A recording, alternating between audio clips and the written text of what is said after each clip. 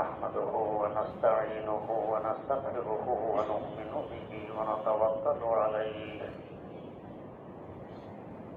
ونعوذ بالله من شرور أنفسنا ومن سيئات أعمالنا من يهده الله فلا مضل له ومن يضلله فلا هادي له ونشهد أن لا إله إلا الله وحده لا شريك له ونشهد أن سيدنا ونبينا ومولانا محمدا عبده ورسوله أرسله بالحق بشيرا ونذيرا وداعيا إلى الله بإذنه وسراجا منيرا صلى الله تعالى عليه وعلى آله وأصحابه وسلم تسليما كثيرا أما بعد فأعوذ بالله من الشيطان الرجيم بسم الله الرحمن الرحيم تسبح له السماوات السبع والأرض ومن فيهن وإن من شيء إلا يسبح بحمده ولكن لا تفقهون تسبيحهم إنه كان حليما غفورا وإذا قرأت القرآن جعلنا بينك وبين الذين لا يؤمنون بالآخرة حجابا مستورا وجعلنا على قلوبهم أكنة أن يفقهوه وفي آذانهم وقرا وإذا ذكرت ربك في القرآن وحده ولوا على أدبارهم نفورا صدق الله مولانا العظيم سورة إسراء 44 নম্বর আয়াত থেকে তেলাওয়াত করা হয়েছে। তেলাওয়াতকৃত আয়াতগুলো সম্পর্কে গত কয়েক মজলিসে কিছু আলোচনা হয়েছিল। আল্লাহ রাব্বুল আলামিন বলেন, আকাশ এবং জমিন সমূহ, আকাশের মধ্যে এবং জমিনের মধ্যে যা কিছু আছে সব কিছু আল্লাহ রাব্বুল আলামিনের তাসবিহে রত আছে। ওয়ালাকিন লা তাফকাহুনা তাসবিহাহুম, তবে তোমরা এদের তাসবিহ বোঝো না। তাফসীরে রুহুল বয়ানে এদের তাসবিহ সম্পর্কে এবং আমাদের না বোঝা সম্পর্কে বিস্তারিত আলোচনা আছে কয়েক পৃষ্ঠায়। তার মধ্যে একটি কথা হলো, আমরা যে সমস্ত মাখলুককে দেখি জড় পদার্থ, নির্জীব, ইট পাটকেল পাথর ইত্যাদি, এগুলোর মধ্যে জীবন নেই, বোঝ নেই, এগুলো আবার তাসবিহে রত থাকে কি করে? আমাদের দৃষ্টিতে জীবন নেই, বোঝ নেই, বাস্তবে এবং আমার আল্লাহর কাছে সব মাখলুকের জীবন আছে, বোঝ আছে। আল্লামা রুমির ভাষায় খাক বাদো আব আতিশ বান্দা আম বা মানো তো মুর্দা বা হকে জিন্দা আম বা মানো তো মুর্দা বা হকে জিন্দা আম। মাটি বলো, বাতাস বলো, আগুন বলো, আমাদের দৃষ্টিতে এগুলো মুর্দা, নির্জীব। আমার আল্লাহর কাছে সব জীবন্ত, নির্জীব বলতে কিছু নেই। যদি আমরা যেমন দেখি তাই হতো, তা হযরত খাজা ওসমান হারুনি রাহিমাহুল্লাহ, ইমামুল হিন্দ হযরত মুঈনুদ্দিন আজমিরি রাহিমাহুল্লাহু তাআলা পীর, কোথাও যাচ্ছেন, ওয়াজ নসিহত করবেন, পথিমধ্যে দেখতেছেন কিছু লোকজন আগুন জ্বালিয়ে আগুনের পূজা পাঠ করছে। কেউ কুন্নিশ করে, কেউ তওয়াফ করে, কেউ রুকু করে, কেউ সিজদা করে। বুঝাইলেন বাবারা, আগুন উপাস্য নয়, উপাস্য আগুনের সৃষ্টিকর্তা। এরা বলছে আমাদের বাপ দাদা 14 গোষ্ঠী আগুনের পূজা করে আসছে, তোমার কথায় আমরা ছেড়ে দিতে পারি? তাহলে তো বোঝা গেছে যুগ যুগ ধরে বহু বছর তোমরা আগুনের পূজা করছো। কয় হ, তো এতদিনে তো আগুন তোমাদের উপর সদয় হয়ে যাওয়ার কথা। এটা আবার কেমন কথা? একটি আঙ্গুল আগুনের ভিতরে ঢুকাও, যদি দেখো আরাম লাগে, তো তোমাদের পূজা পাঠ কাজে লেগে গেছে, আগুন সদয় হয়ে গেছে, গরমের পরিবর্তে আরাম লাগতেছে। আর যদি দেখো এর বিপরীত জ্বলে যাচ্ছে, গরম লাগে, তাহলে তোমাদের পূজা পাঠ সব জ্বলে গেল। এরা বলছে তাহলে আপনি যে বলছেন আপনি আগুনের সৃষ্টিকর্তার ইবাদত বন্দেগী করেন, আপনি একটি আঙ্গুল ঢুকান, দেখি আপনার সৃষ্টিকর্তা আপনার ইবাদত বন্দেগীতে সদয় হয়েছে কিনা। হযরত খাজা ওসমান হারুনি রাহিমাহুল্লাহু তাআলা বললেন, আঙ্গুল ঢুকাবো না নিজেই ঢুকবো? কি আস্থা আমার আল্লাহর উপরে! আগুনের জ্বালানোর ক্ষমতা কি নিজস্ব? না, আমার আল্লাহর দেয়া।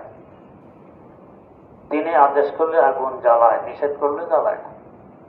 তো আস্থা তো ওনার উপরে, আগুন কি করতে পারে? একথা বলে ঢুকে পড়লেন আগুনে। কিছুক্ষণ ঘুরে ফিরে বেরিয়ে আসলেন, একটি পশমও জ্বলল না।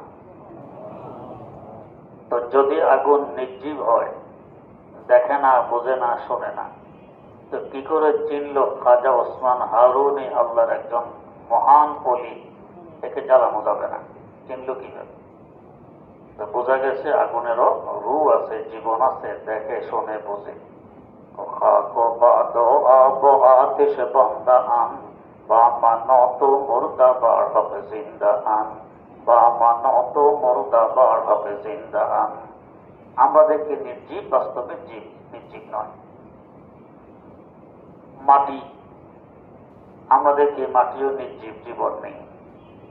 আপনি যেভাবে করেন সেভাবে সে হয়, যদি তাই হয়। এখানে আপনারা আমার কাছে হয়তো একাধিকবার শুনেছেন, জঙ্গে জামালের 2 জন সাহাবী, 1958 সনের কথা, প্রায় 1400 বছর পরের কথা ওনাদের শাহাদতের। স্বপ্নে দেখাচ্ছেন আমাদের লাশগুলো তুলে অন্যত্র পুনরায় দফন করা হোক। জঙ্গে জামাল সংগঠিত হয়েছিল ইরাকে। তো সরকার মুফতিদেরকে ডেকে মাসালা জানতে চাইলেন কি করা যায়। তারা বললেন কবরের চতুর্দিক খনন করে দেখা যাক কি অসুবিধে। খনন করার পর দেখা গেল ফোরাত নদী থেকে চুয়ে চুয়ে কবরে পানি আসতেছে। তো এই জন্যই তো এই স্বপ্ন। সিদ্ধান্ত হলো কবরগুলো এখান থেকে তুলে অন্যত্র দফন করা হবে। তখন ছিল হজের মৌসুম। ইরাকের হাজিরা আপত্তি জানাইলো, আমরা হজ করে আসি, এই বরকতময় কাজে আমরাও শরীর থাকতে চাই। একটু বিলম্ব করা হলো। ওনারা আসলে পরে কবর খনন করা হলো অন্যত্র দফন করার লক্ষ্যে। কবরগুলো খুলে দেখে মনে হয় যেন কান্নাহু দুফিনাল ইয়াউম, যেন আজকে দাফন করা হয়েছে। অথচ 1400 বছর অতিবাহিত হয়ে গেছে, মনে হয় আজকে দাফন করা হয়েছে, তরুতাজা লাশ হয়ে গেছে। মাটি যদি জড় পদার্থ হয়, মাটির তো বৈশিষ্ট্য যা পায় হজম করে মাটি বানায় দেয়। শামসে জমেদা জমেগা গরমা কর জমে জুমলা দশহারা বকর। জমি সব কিছুকে হজম করে নিজের বানায়। সৈয়দনা আদম আলা নবিয়িনা ওয়া আলাইহিস সালাতু ওয়াস সালাম থেকে নিয়ে আজ পর্যন্ত অসংখ্য কোটি মানুষ মাটি হজম করে মাটি বানিয়েছে। এই দুজনকে কেন মাটি বানাইল না? মাটিও চিনে এরা কারা? শেষ জমানার নবীর সাহাবী। হজম করা তো দূরের কথা, এদের হেফাজত করা আমার দায়িত্ব। তেমনি ভাবে সৈয়দনা হযরত মুআবিয়া রাদিয়াল্লাহু তাআলা আনহুর খেলাফতকাল জামিয়ে উমাবী রাষ্ট্রীয় মসজিদ নির্মাণ হচ্ছে দামেস্কে। মাটি খনন করার পর দেখা গেছে আস্ত একটি কল্লা মাটি নিচে আস্ত। তদন্ত করে তাহকিক করে দেখা গেল সৈয়দনা হযরত ইয়াহইয়া আলা নবিয়িনা ওয়া আলাইহিস সালাতু ওয়াস সালামের মাথা মোবারক কত হাজার বছর আগে তাকে শহীদ করেছিল এই ইহুদিরা। কোথায় দড় নিয়ে গেছে এক জায়গায়, মাথা আরেক জায়গায়, এখানে শুধু মাথা দাফন করা হয়েছিল, সে মাথাটি এখনো আপন অবস্থায় রয়ে গেছে। এখনো ওই জায়গা তার মাথার কবর হিসেবে চিহ্নিত আছে জামিয়ে উমাবীতে। তো এত হাজার বছর অতিবাহিত হয়ে গেল, এই মাথাটি কেন মাটি হজম করে মাটি বানাইল না? মাটিও চিনে এই মাথাটি কার। হজম করার পরের কথা, হেফাজত করা আমার দায়িত্ব। মাটিও বোঝে শুনে। তেমনি ভাবে একদিন রাবেয়া বসরিয়া রাহিমাহুল্লাহ হযরত হাসান বসরি রাহিমাহুল্লাহু তাআলার বাড়ি আসলেন, কোন মাসালা জিজ্ঞেস করবেন ইত্যাদি। জানতে পাইলেন তিনি বাড়ি নেই। না থাকলে সাধারণত কোথায় থাকেন রাবেয়ার জানা আছে, দরজা নদীতে। রাবেয়া নদীর কিনারা গিয়ে দেখে হযরত হাসান বসরি রাহিমাহুল্লাহ নদীর মধ্যে পানির উপরে জায়নামাজ বিছিয়ে নামাজের নিয়ত করছেন, ডুবতেছেন না। এ দেখে হযরত রাবেয়া বাতাসের উপরে জায়নামাজ বিছিয়ে তিনিও নামাজের নিয়ত করছেন। উভয়জনের নামাজ শেষ হলে হযরত রাবেয়া রাহিমাহুল্লাহ বলছেন, পানির উপরে ভাসতে পারা এটা কোনো বুজুর্গি নয়। যদি পানির উপরে ভাসতে পারা বুজুর্গি হয় তো তাহলে শুকনা পাতা পুতা পানির উপরে ভাসে, এরা ডোবে না, এরা বড় বুজুর্গ। তেমনি ভাবে বাতাসে ভাসতে পারা এটাও বুজুর্গি নয়। যদি বাতাসে ভাসতে পারা বুজুর্গি হয় তো মশা মাছি বাতাসে ভাসে, এরা বড় বুজুর্গ। তার মানে আপনার এই কাজও বুজুর্গের চিহ্ন নয়, আমার কাজও বুজুর্গের আলামত নয়। বুজুর্গের চিহ্ন আলামত তো হলো রাসূল আকরাম সাল্লাল্লাহু আলাইহি ওয়াসাল্লামের সুন্নতের পাবন্দি আছে কিনা, এটা হলো বুজুর্গের মাপকাঠি। তো কারামত কোন বুজুর্গের মাপকাঠি নয়, বুজুর্গের মাপকাঠি সুন্নত। হযরত শেখ আহমদ সারহিন্দি মুজাদ্দিদ আল-ফিসানি রাহমাতুল্লাহ এক ব্যক্তি 30 বছর যাবৎ ওনার খানকায় কাটাইলেন। 30 বছর পর গাট্টি গোটা বেঁধেছেন, আর থাকবেন না, চলে যাবেন। বিদায় নিতে আসলেন হযরতের কাছে। হযরত, 30 বছর আপনার এখানে থাকলাম, এখন খালি হাত ফিরে যাচ্ছি। কেন? দূর থেকে শুনেছি আপনি অনেক বড় বুজুর্গ আল্লাহর ওলি। 30 বছর আপনার এখানে রইলাম, একটি কারামত দেখলাম না, তো কি করে বুঝবে আপনার আল্লাহর ওলি? কারামতের মাপকাঠি আমাদের দৃষ্টিতে কি, আর ওলির মাপকাঠি কি? কারামত। অলৌকিক ঘটনা দেখাইতে পারলে ওলি, না পারলে ওলি নয়। হযরত বললেন, 30 বছর আমার এখানে থেকেছ, এই 30 বছরে আমাকে কোন সুন্নত পরিপন্থী কাজ করতে দেখেছ? জি না, দেখিনি। তো এর থেকে বড় কারামত আর কি মনে করো? এই এক কথায় তার অন্তরে চক্ষু ভুলে গেছে। এখন সে যেন বলতেছে,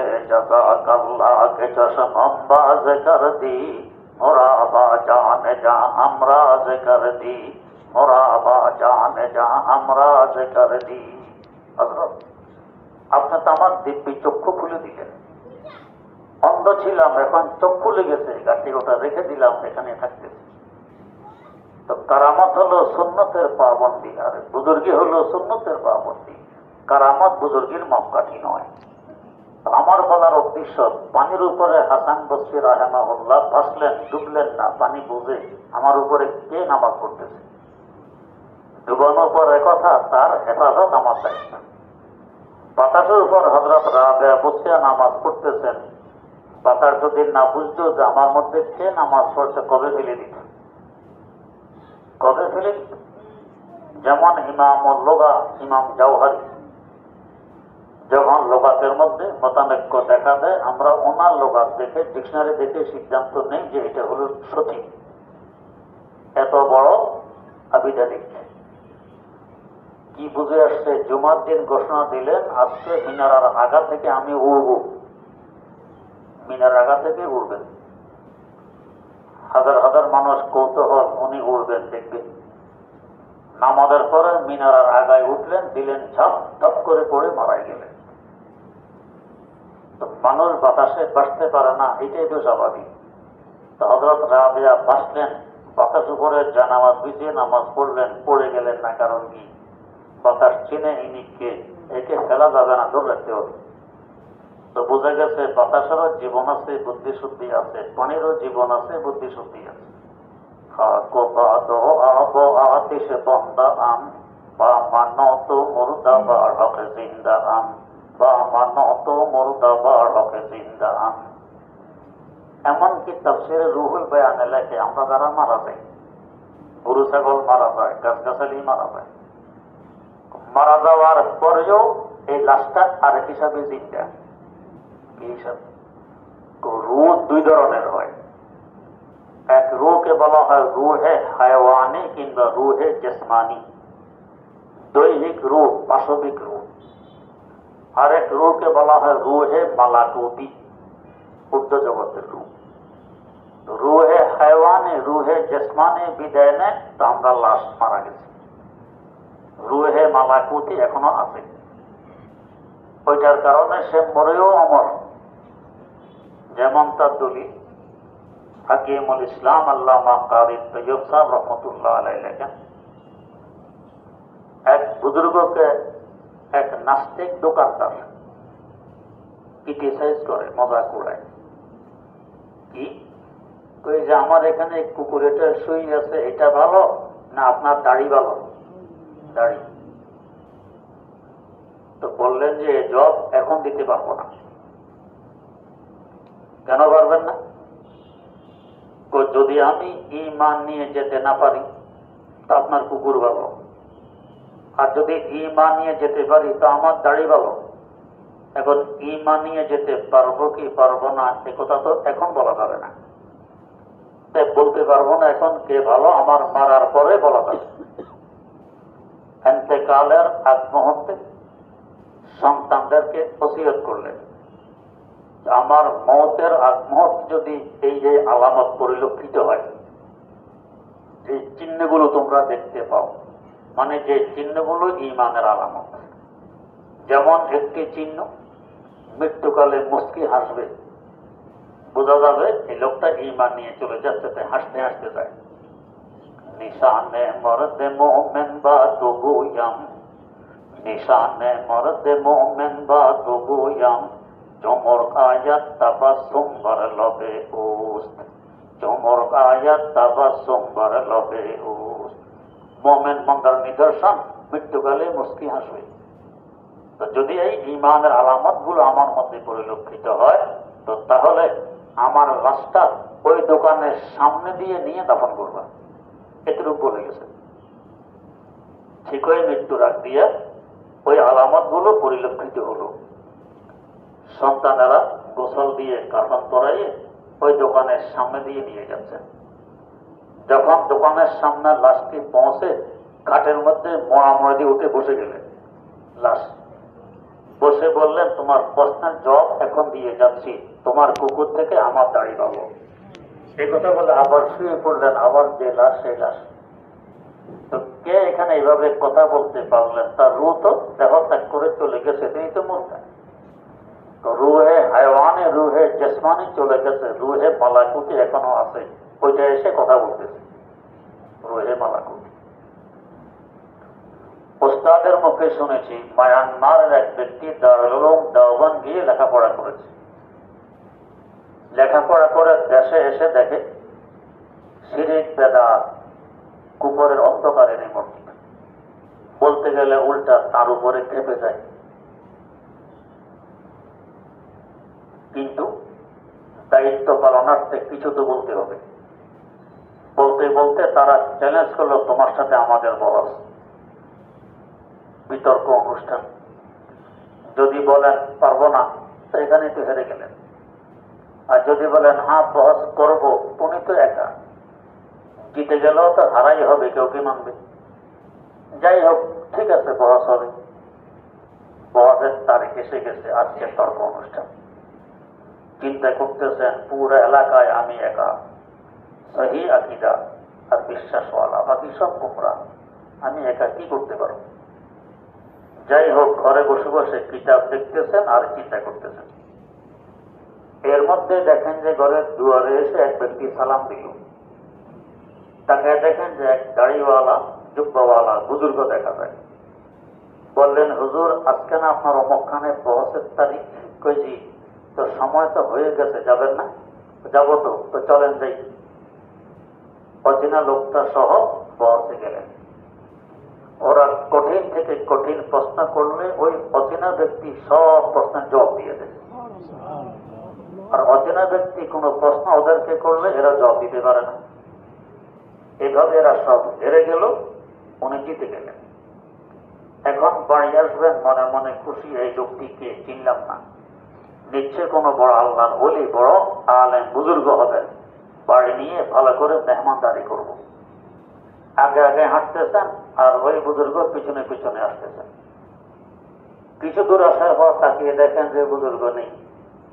হায় হায় হায়, কি ধন হারিয়ে ফেললাম, কোথায় চলে গেল আর কোথায় পাব? কিন্তু এখন বেচারা পেরিশান। এই পেরিশানি দূর করার লক্ষ্যে আবার মায়ানমার থেকে সফর করে দারুল দেওবন্দে গিয়ে পৌঁছলেন, ভারতের উত্তরপ্রদেশ। যে দেওবন্দের শাখা প্রশাখা আমাদের এই কওমি মাদ্রাসাগুলো। গিয়ে দেখেন ইমাম আল আসর হযরত শাহ আনোয়ার কাশ্মীরি রাহিমাহুল্লাহ বুখারী শরীফ পড়াইতেছেন। হাওমা করে কাঁদতে কাঁদতে ভিতরে ঢুকলেন। ভাই ব্যাপার কি, তুমি কাঁদো কেন? ঘটনা পুরা বর্ণনা করলেন। অনেক জিজ্ঞেস করলেন, হুলিয়া বলো তো, লোকটি কেমন ছিল? তো বললেন যে টুপি এমন, চুল এমন, চোখ এমন, নাক এমন, চেহারা এমন, রক এমন, লম্বা এমন, মোটা এমন।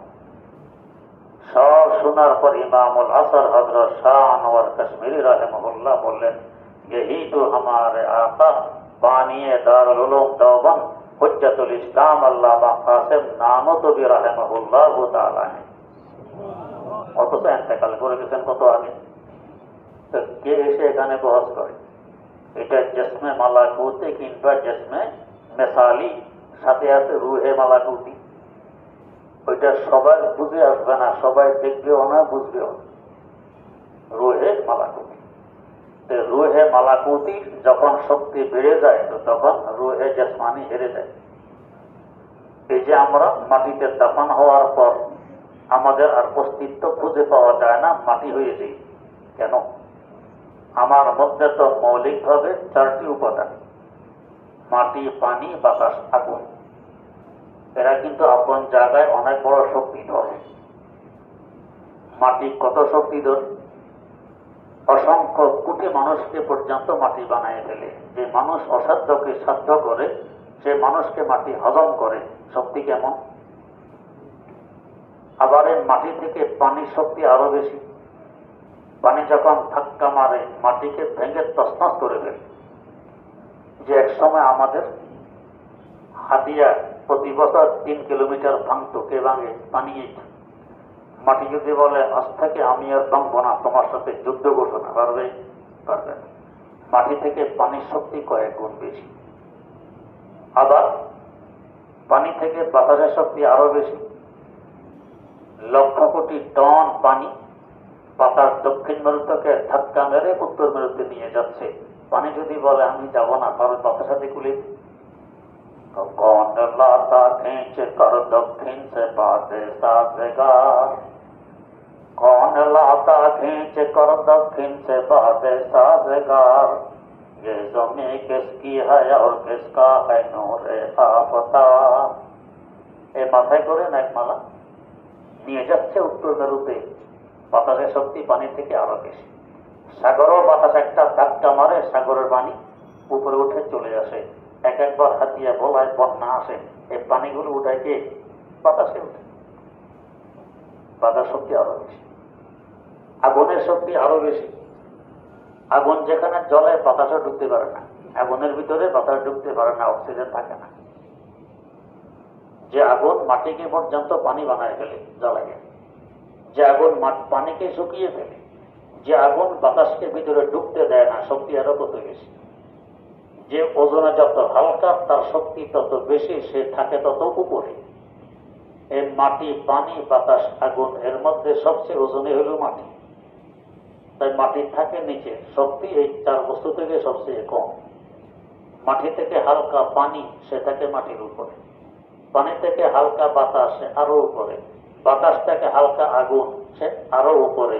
ওরায় না তথা আগুনের দেশ বাতাসের উপরে। বড় শক্তিধর। এই চার বস্তুর সমন্বয় আমাদের দেহ। যখন আমাদের রুহে হায়ওয়ানি কিংবা রুহে জেসমানি দেহ ত্যাগ করে মাটির নিচে দফন করা হয়, তখন ওরা ওদের অংশ নিয়ে যেতে আসে। মাটি বলে, এতদিন রুহে হায়ওয়ানির কারণে আমার অংশ আমি নিতে পারিনি, এখন নিয়ে যাই। মাটি তার অংশ নিয়ে যায়, বাতাস বাতাস অংশ নিয়ে যায়, পানি পানির অংশ নিয়ে যায়, আগুন আগুনের অংশ নিয়ে যায়। ফলে আমার অস্তিত্ব আর থাকে না। যার যার অংশ নিয়ে গেছে, আমি এখন বিলীন হয়ে গেছি, কিছু নেই। কিন্তু যদি আমার রুহে মালাকুতি শক্তিশালী হয় ইবাদতের মাধ্যমে, যত বেশি ইবাদত করা হবে রুহে মালাকুতি ততই শক্তিশালী হবে। তো তখন মাটি আসবে তার অংশ নিতে বা খবরদার। এই বন্দা ইবাদত করতে করতে তার রুহে মালাকুতির ক্ষমতা অনেক বৃদ্ধি করে ফেলছে, তার সাথে তুমি কুলাইতে পারবে না। মাটি নাকাম হয়ে ব্যর্থ হয়ে ফিরে যায়, তার অংশ নিতে পারবো না। পানি আসে তার অংশ নিতে, রুহে মালাকুতি তোমার থেকেও শক্তিশালী। অতএব তুমি তোমার অংশ এখন নিতে পারবে না, পানির অংশ নিতে পারবো না। বাতাস আসে তার অংশ নিতে, রুহে মালাকুতি আরো শক্তিশালী। তুমি তোমার অংশ নিতে পারবে না, যুদ্ধ করে রুহে মালাকুতির সাথে তুমি কুলাইতে পারবে না। আগুন আসে আগুনের অংশ নিতে, সেখানে রুহে মালাকুতি বাধা। যে ইবাদতের বরকতে তার রুহে মালাকুতি এমন শক্তিশালী, তোমার মতো আগুন যতই শক্তিধর হও না কেন নিতে পারবে না। এই রূহ সম্পর্কে বলা হয়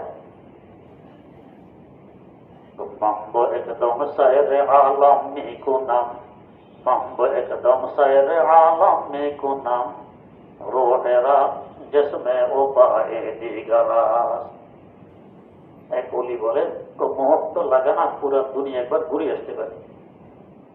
মাম্ব একদম সায়রে আলম নেকু নাম, রোহেরা দস্তে ও পায়ে দিগারাস। আমার রুহের পরপাকার হাত পা ভিন্ন, এটা মুহূর্তের মধ্যে পুরো দুনিয়া ঘুরে আসতে পারে। এটা রুহে মালাকুতির কথা বলতেছে। তো রুহে জিসমানে রুহে হায়ওয়ানে দেহ ত্যাগ করে আমরা লাশ আর মুর্দা, আর রুহে মালাকুতি তখনও থাকে। তাই মাঝে মধ্যে কথাও বলি, যেমন আমার দাদা জান রাহিমাহুল্লাহ,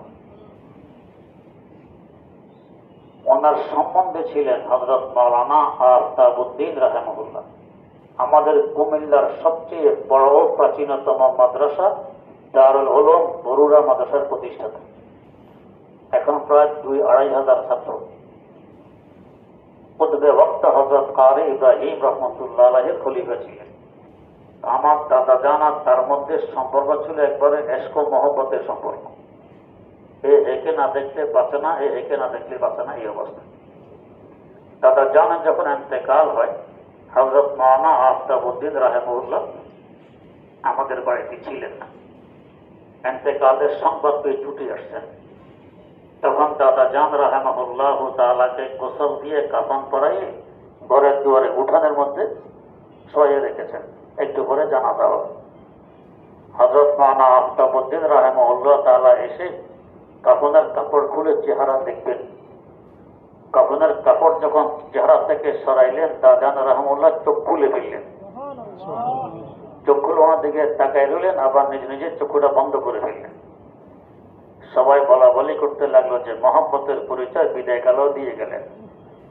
এন্তেকালের সময় আপনি সামনে ছিলেন না, আপনাকে দেখা সম্ভব হয়নি, এন্তেকালের পরে এসেছেন, এখন দেখে গেলেন শেষমেশ। যে কিসের মাধ্যমে দেখা? রুহে মালাকুতির মাধ্যমে দেখা।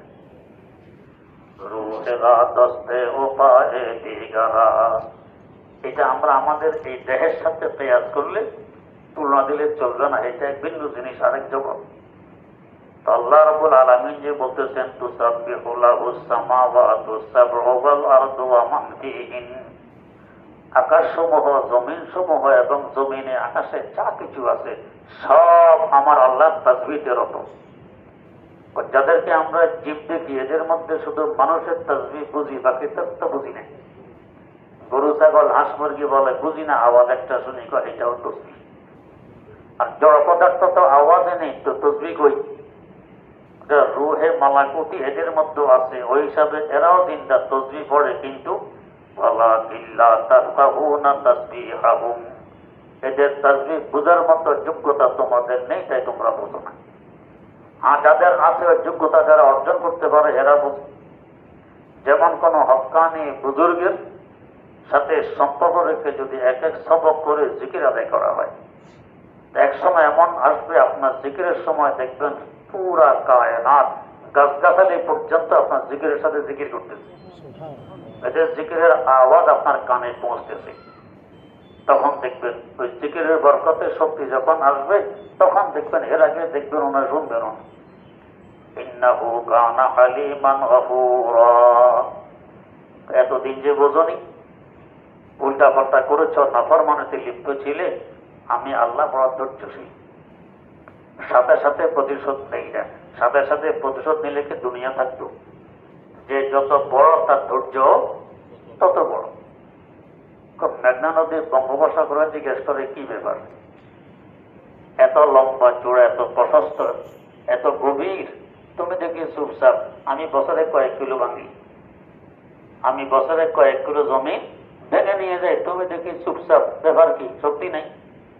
বঙ্গোপসাগর চুক্তি দেয়, তো যে যেমন তার উৎপাত তেমন। তোমার মতো আমি উৎপাত করলে এই দুনিয়া থাকতো, কবে ভেঙে চুরে সরকার হয়ে যেত। তো যে যত বড় তার ধৈর্য তত বড়। আল্লাহ রাব্বুল আলামিন তো বড়ের বড়, তিনি তো বড়ের বড়, তাই তার ধৈর্য তো তত বড়। হালিম বর্তমান, ইন্নাহু কানা হালিমান গফুরা। তো নাফরমানি করা মাত্র আমি ধরি না, অপেক্ষা করি ফিরে আসে কিনা, ফিরে আসে কিনা অপেক্ষা করি। বরং আমি জানতে থাকি বাজা বাজা হার আঁচে হাসতি বাজা বাজা বাজা হার আঁচে হাসতি বাজা করবাতে লোক ফুরুস্তি বাজা।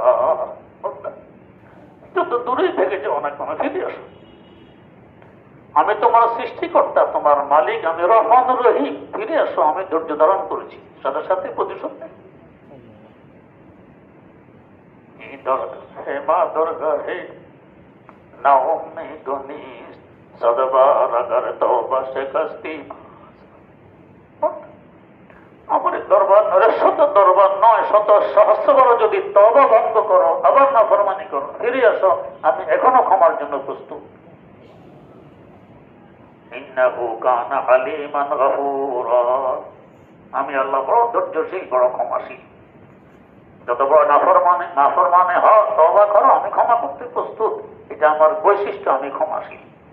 তিনি ক্ষমা করলে ওনার 2 পয়সার লস হবে না, আমাদের লাভ হবে। তাই তিনি ক্ষমা করেন যদি বান্দা ক্ষমা চায়। আল্লাহ রাব্বুল আলামিন আমাদের সকলকে তিনি ক্ষমা করে দেন। সুবহানাল্লাহি ওয়া বিহামদিহি, সুবহানাকাল্লাহুম্মা ওয়া বিহামদিক, আশহাদু আল্লা ইলাহা ইল্লা আনতা, আস্তাগফিরুকা ওয়া আতুবু ইলাইক।